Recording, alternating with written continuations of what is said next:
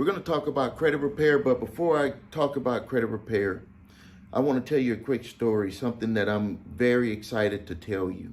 And I think that if you have not moved forward over the last few years with your credit, and if you're not in a better situation, you're going to really want to hear this story that I'm about to tell you.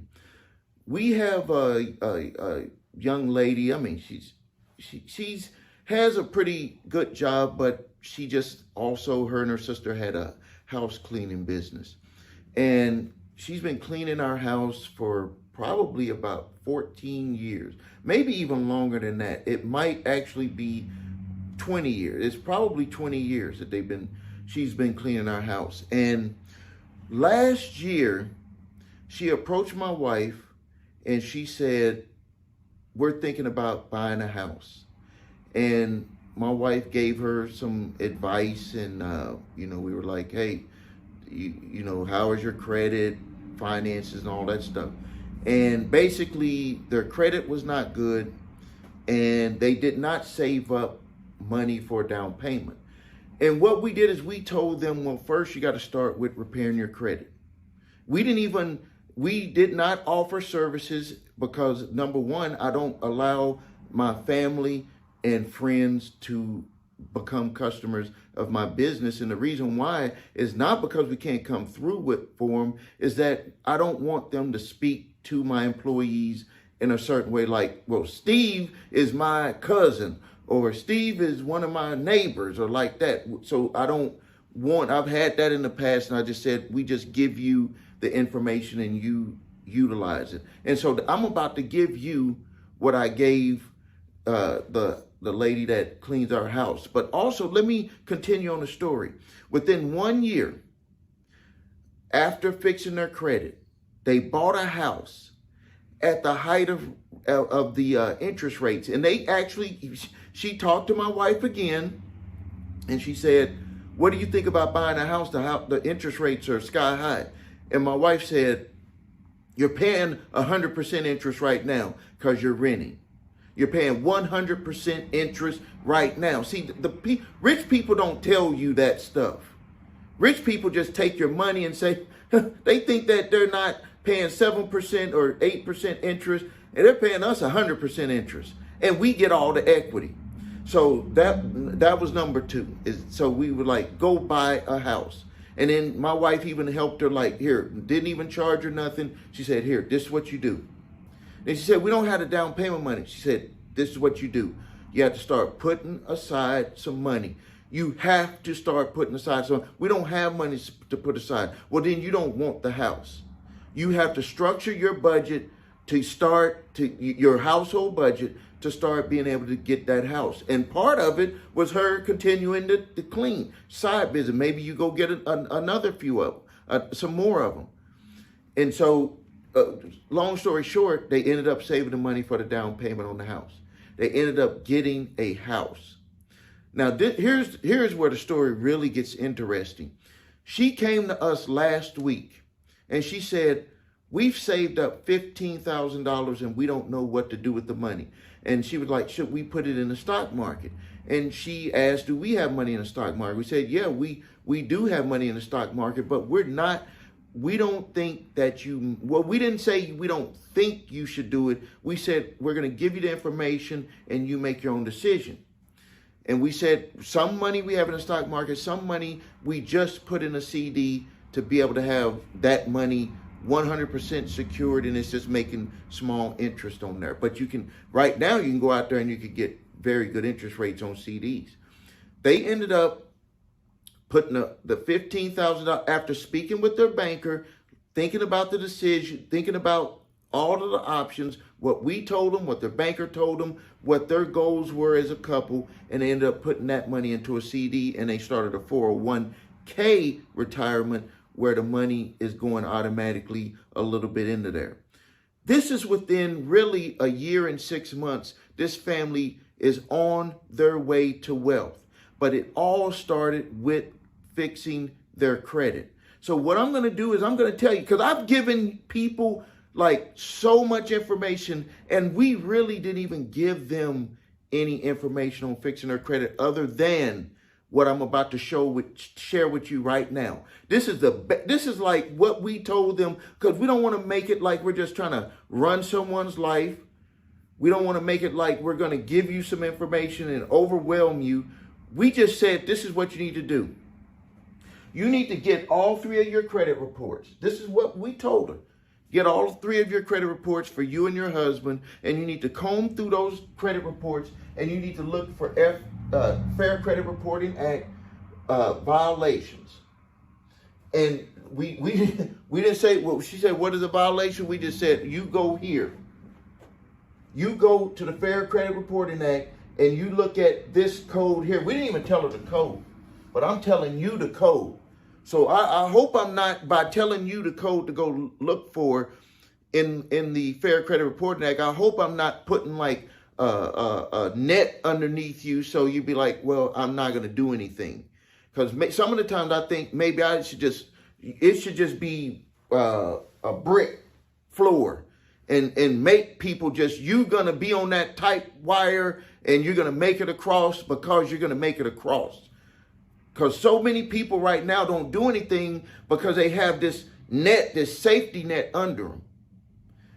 Fixing your credit is going to get you, is the first door. Like imagine a door and you stick the key and the key says credit, good credit, excellent credit, great credit. Open that door and there's so much stuff that you didn't even know was going to be available to you on that other side. And it starts with the credit. So you're going to look at this code here, 15 USC 1681 602 A 1, 2, 3, and 4. Look there. It specifically talks about how your credit cannot make your character look a certain way. If you need to get the definition of character, what does character mean? Does it mean that item or does that mean about the person? It means about the person. The next thing is the accuracy. It doesn't matter if the information was something that you did have, like an account you did have, it still has to show 100% accurate on your credit reports. And you're going to have to go back and forth to get that. If it's not showing accurately and it's a negative item, it must be removed. And yes, there's going to be some back and forth that you have to go through to get that removed. But if you have a goal in mind like that couple did, the housekeeper for our house, if you have a goal in mind, you're going to be able to get that accomplished because the goal is going to be more than having that safety net to just quit and go back to where you were. The next one is fair reporting, and there's other stuff that you'll see in that code. The biggest thing is that people are going to take responsibility for their situation.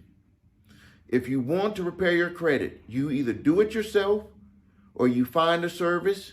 We're available, but you got to start working on your credit. That's the first step. If you go to try to buy a house, you got bad credit, you're going to just be going to apply for a loan and getting denied. You're not going to go anywhere. You're going to actually just build the story up about credit is not worth it. I'll be like Dave Ramsey and pay cash, even though if you go look, Dave Ramsey utilized credit to get to where he's at right now. Next thing is once you find out those violations, once you find out why your credit is where it's at, you need to make some determinations on how you're going to accomplish your goals. So, number one, if they're charge-offs, what are you going to do with charge-offs? You need to find out if a debt collector has it or an original creditor has it. And if an original creditor still has your charge-off, you need to make a determination on contacting them to see if you can work out something so you can move forward with that. They will not remove it off your credit report, so don't even approach them about pay for delete. They're going to be like, what the hell are you talking about? There is no pay for delete with an original creditor. It is a violation of the banking regulations for them to take a payment and then delete that history.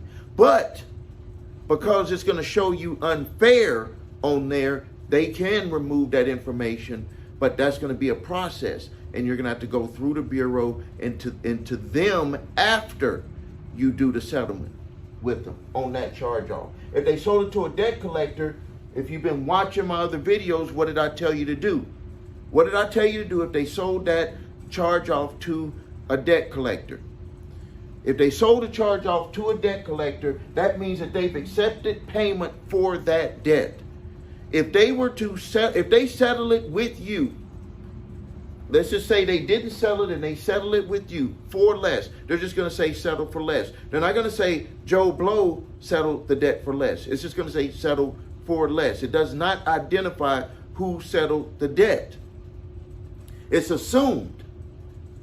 If they accept payment, any form for that debt, they have accepted payment for that debt. That means that it is showing inaccurate on your credit reports, and you need to communicate with that furnisher, that original creditor, that they need to either mark that paid for less because they accepted payment, or they can choose to remove it. That's what you do. And then for all of your other negative information that's on your credit reports, you're going to go through that same process, but it's going to have a little bit of variation to it depending on what that negative information is. That's going to allow you to start getting results, and you need to read those results. Read the results, and then look at how you need to be able to move forward. That's what we do in our office. We don't just get the stuff and resend it out. If you've ever spoken to customers, can validate this. When customers speak to us about the results that they got or about non-results from specific negative disputes, we tell them, we read it and we reply accordingly. It's not about just blowing them up with letters. It's not about that. Also, your credit repair is not about just sending letters to the bureaus. It's about sending letters to the furnishers to try, and those letters are built upon what you saw. What we had on this first screen here. Your character. Go right here. Go to the code. Go to the code. I'm gonna make people do their homework, but it's basically character accuracy, fair credit reporting. Do your homework on it. Do your homework on it. So now for those negative items, removal due to FDCPA violations, settlement plus removal, these are some of the outcomes.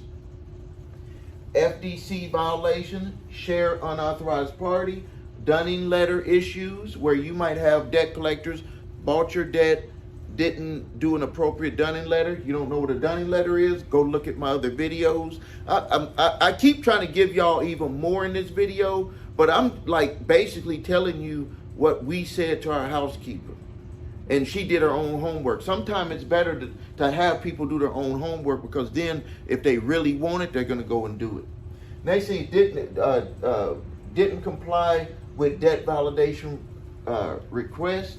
This is a very important one. We're actually going through this with a client with over $400,000.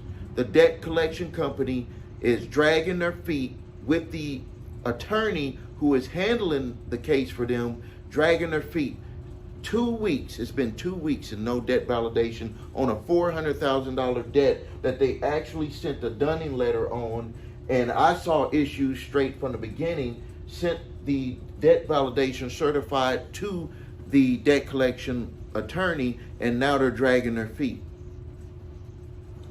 Harassing calls. Are you getting harassing calls, or you're being called more than one time per day for over 7 days? Go look at the 7 and 7 rule. I'm just going to say, go look at the 7 and 7 rule when it comes to debt collectors. I made a video on that also. Threats of lawsuits without actually suing someone. Threats of lawsuits without actually suing someone. That is something that they're not allowed to do, because they're not allowed to make threats that they're not intending to follow through on. So if they make a threat, let's just say 30 days ago, they sent you this threatening dunning letter saying that they're gonna, number one, sent you a threatening dunning letter, sent you a letter. They have to send this first, a demand letter offering you to be able to dispute any or all of the debt. Then later they came back around, sent you a letter stating that they're gonna sue you, that they're gonna take legal action. And then, 15 days go by, 30 days go by, 45, 60 days go by, and they didn't do it. You can actually call them on that and say that they made a threat. That's a FDCPA violation.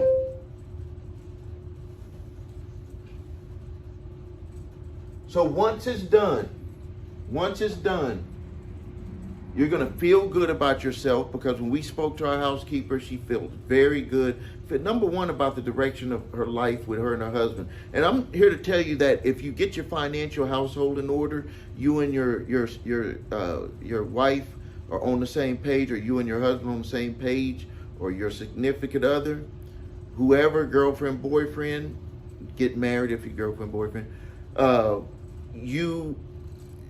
you're going to be together for a long time, because the financial piece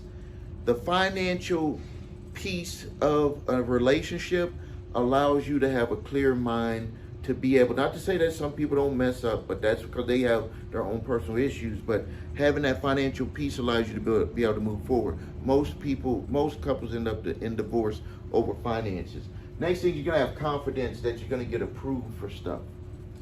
Walk in with your chest out, head up high, knowing that you control what's about to happen. If they make an offer to you, you know what your credit scores are. You say, well, I'm going to take my business somewhere else.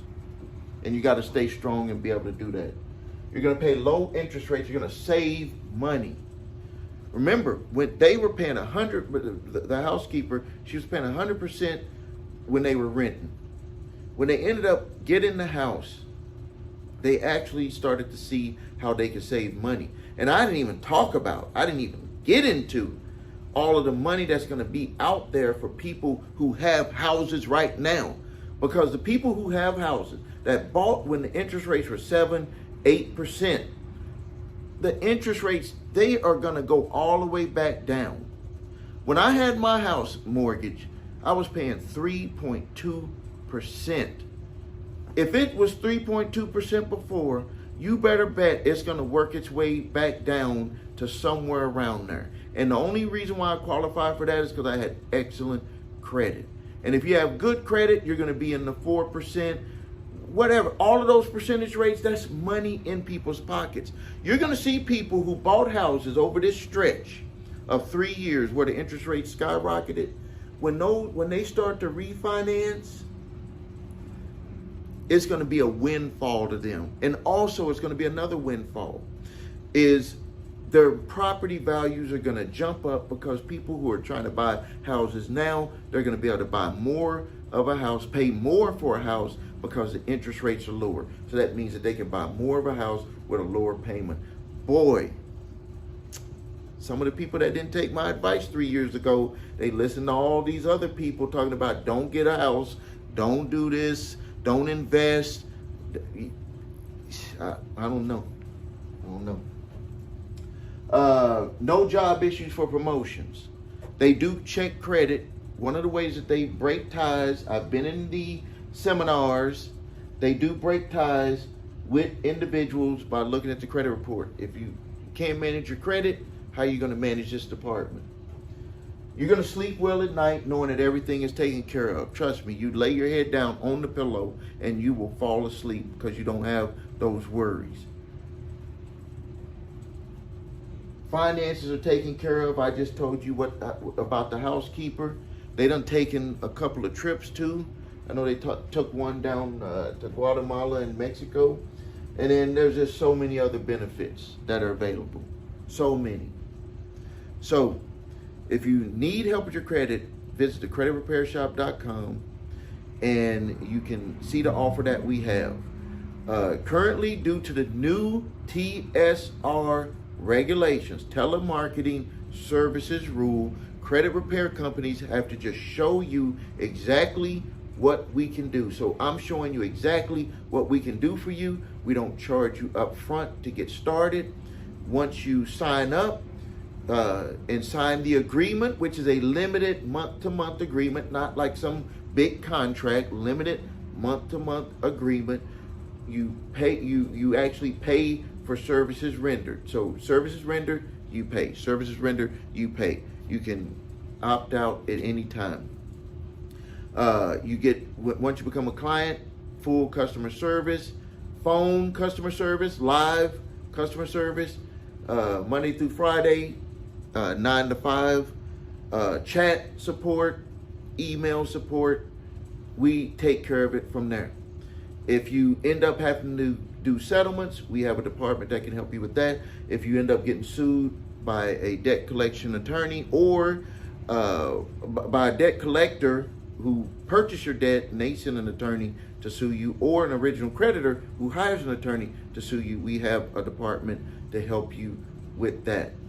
So go to thecreditrepairshop.com and you'll get to see everything about what we offer. And for a limited time, I'm going to give you my book, The Real Credit Secrets, everything that you did not know. So I'm going to tell you everything that you need to know about how the credit system works, because most people get in trouble because they don't know how the credit system works. So I'm going to educate you on how the credit system works. I'm going to give you 4 free bonuses showing you how to get a mortgage, low interest rate car, low interest rate credit cards, and how to boost your scores. 4 free bonuses and the book mailed to your house. I'm going to pay the shipping. I'm going to pay the shipping. So if I'm doing that, that means that I'm trusting you, and I hope that you are going to do what you say. That means that you're going to pay us for the service. If not, that'll reflect on you. It won't reflect on us because we're going to actually do the services for you. If you have debt collectors coming after you early, I'm going to give you 3 free letters: statute of limitations letter, debt validation letter, and cease and desist collection activities letter. I do ask for a donation for those, but you don't have to. You could use those to help stop debt collectors where they're at right now. Please subscribe to the channel, post your questions and comments. This is Stephen A. Williams, president and founder of thecreditrepairshop.com.